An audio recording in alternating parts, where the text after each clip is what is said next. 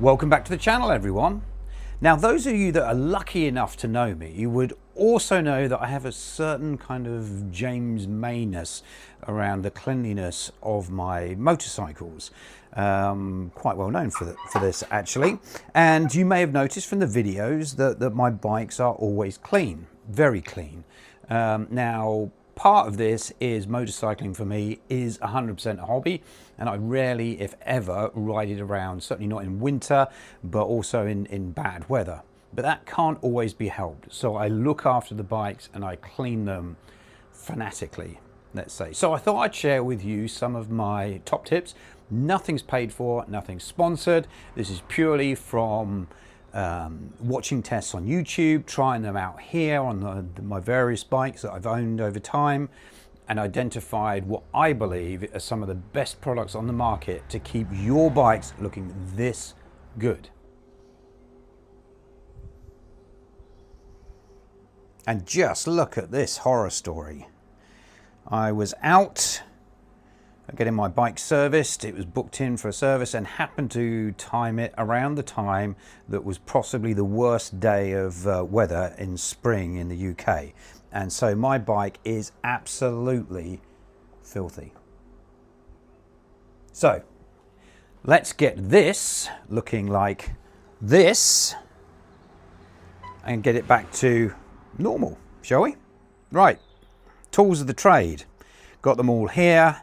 We've got cleaners, we've got both for chains and the bike itself, we've got polishes, we've got coatings, we've got lube, we've got rags, we've got sponges, bucket and towels. Let's get cracking. Right, first things first, we need to get her up on our center stand, of course, so that we can get this chain cleaned and get easy access to spin the wheel. So, how do we do that? Right, on to cleaning the chain. Now, I have seen multiple YouTube tests and so forth about S100. Unbelievably good brand. The cleaner is spectacular and I always use it. And of course you need a brush. So let's get cracking and clean this chain.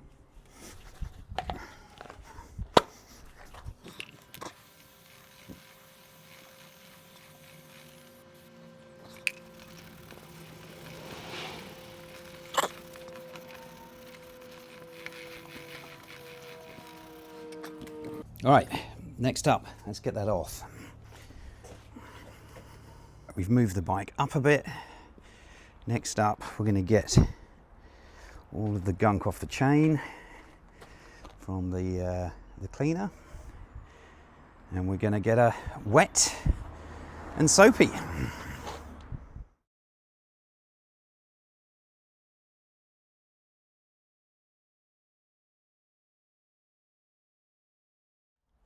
Now, as you will see, I have a tendency to use two of everything. One for the paintwork and one for the rest of the bike. Always start with the paintwork.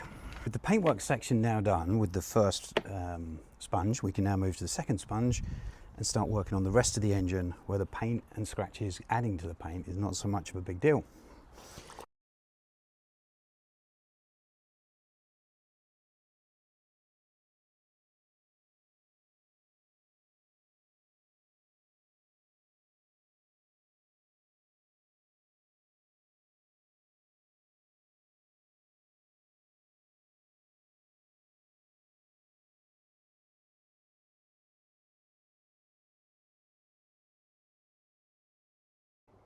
Being the professional that I am, and of course never making any mistakes, I actually made one here and had the camera on the wrong setting. But what I was doing was explaining that I used the Muck-Off Nanotech motorcycle cleaner.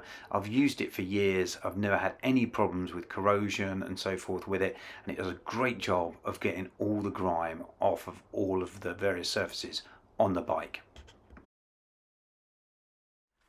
Next up is drying, so we've dried it off with a towel. Now you'll see a lot of people with air compressors. I do not have an air compressor, although I do need to get one, but they're expensive. So this, which is a $20 vacuum cleaner from Temu, works just as well as an air compressor in getting all of the little bits of water out of the nooks and crevices that you will find that stay there. So let's give this a go, and I'll demonstrate how you can save yourself a whole bunch of money and get the same job done with something simple like this.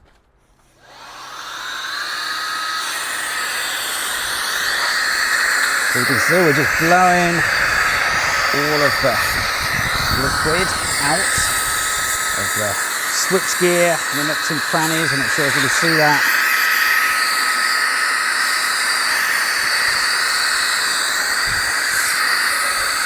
And all out there.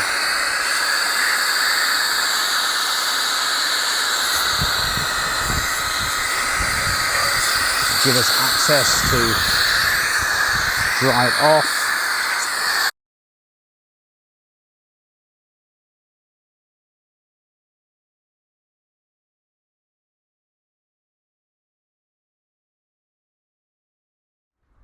So now we've blown the water out of the nooks and crannies, we can go back in there with our towel and just get rid of the last of the moisture, thus stopping any elements of corrosion or rust and so forth kicking in. Especially in places like this on this bike where you get water build up and it's very difficult to get rid of it without something like that. So that's a top tip. You don't have to spend a fortune on air compressor to do a good job and protect your bike just that little bit more. There we go. Now she's starting to look like a clean bike again.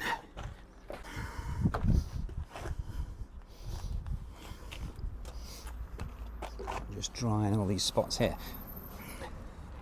So now, of course, in this weather and this heat today, you wouldn't need to do that, but I'm demonstrating, and what a great job I'm doing of it as well, even if I do say so myself. Okay, so we're starting to get somewhere. Right, next up we're going to tackle this rear wheel, which is going to take a couple of different approaches because there's still some leftover splodges of chain lube on here. So this side we're just going to give it a quick blast and a rub with some more chain cleaner. And just get it off all of those spokes on this side, which is not a problem on the other side. It's all nice and clean, but as it's back on the center stand, of course, we have nice easy access to, not the center stand, the paddock stand rather, doesn't have a center stand, easy access to clean. Now normally you would have to dry the chain, as you obviously we just made it very, very wet, and I'm going to give it a quick rub down, but it's so hot today, it's literally in the 20s today, so I'm going to give it a quick dry just to make sure it is dry, but get any leftover moisture and residue and so forth off. Then we can apply the lube. And this is what I use on all of my bikes. This stuff is incredible. Again, S100, very difficult to find anything better. In fact, the Bennett's did a great test on this. I'll link it to the video on the different chain lubes. This, every single test I've seen, is by far and away the best lube on the market. It's white and it's clear, which means my lovely little gold chain remains gold. It resists like attracting dirt of the highest performance compared to the other lubes, so it protects the chain from getting like particles of you know, sand, stone and so forth into the chain and screwing up those seals that this particular chain has. It also protects from rust better than most of the others, and it's clear again, so it doesn't throw tons of nasty black gunk on your rear wheel and so forth, as well as making the chain look good. So what's not to love? Now, this is not easy to get hold of. Sports Bike Factory, Superbike was it Superbike World? Have it. Again, I can put a link in the thing to get it. It's not easy to find.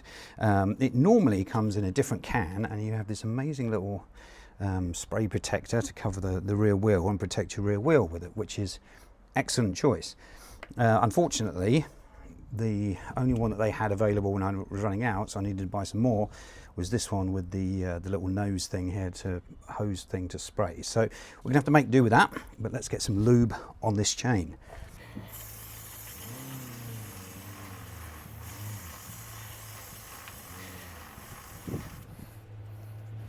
All right, next up we're going to give it to wipe off the excess, because again we don't want that. We just want the lube on the chain and not on all of the other parts of the bike. Then we can spin the rear wheel a bit and get that lube worked all the way into the chain through those nooks and crannies and so on. And then I think we're in a pretty good spot. Okay, next onto the main part of the bike again and get the finish sorted. So next up we're going to work on the finish on the paintwork and keep that paintwork looking incredibly rich and relatively scratch free. Ducati is wonderful like that. The red is very deep kind of, and they spend a lot of money on their paintwork. So let's keep it that way, shall we? Now I found the best products to do that are the Turtle Wax Hybrid Solution ceramic products. So we have the polish and wax and we have the spray coating. Now remember, polishing is taking stuff away, coating's putting stuff on. So we use the coating whenever we clean, polish and wax only when we need it.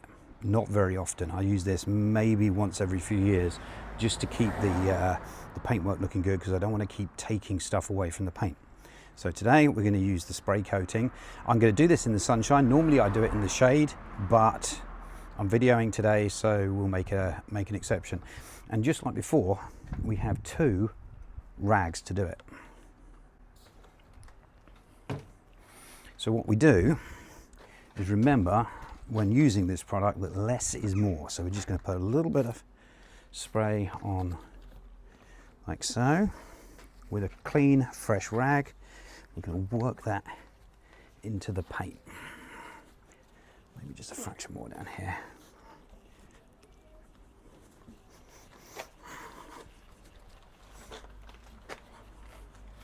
Normally you'd give it a minute just to dry, and then wipe it back off again and buff it really up to a beautiful shine. But today, of course, with the heat, there's not a lot of drying to be done.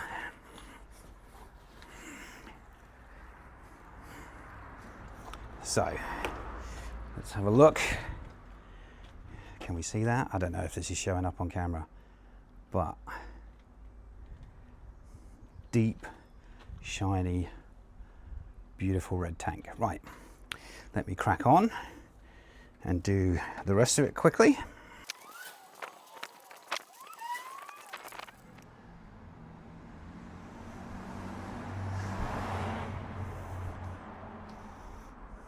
There we have it. One beautiful and clean Ducati 821. And who would believe that this Ducati 821 is 10 years old and has done 26 or over 26,000 miles.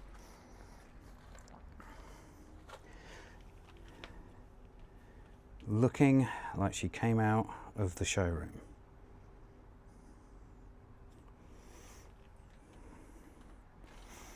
Hopefully you can see the deepness of that and the quality of that paintwork still.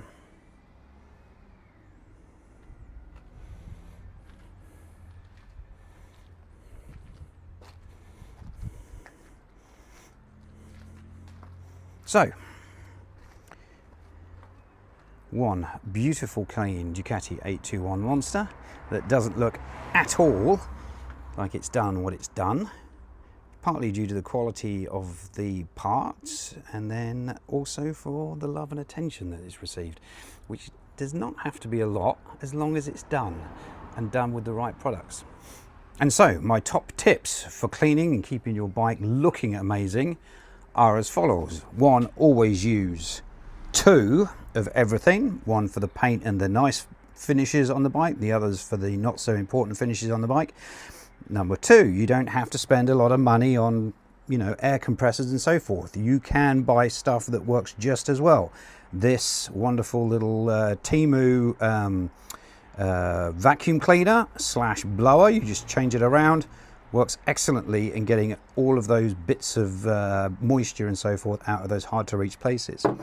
I haven't had to use it today, but I find XCP Rossblocker Clear Coat as the best performing kind of winter moisture remover.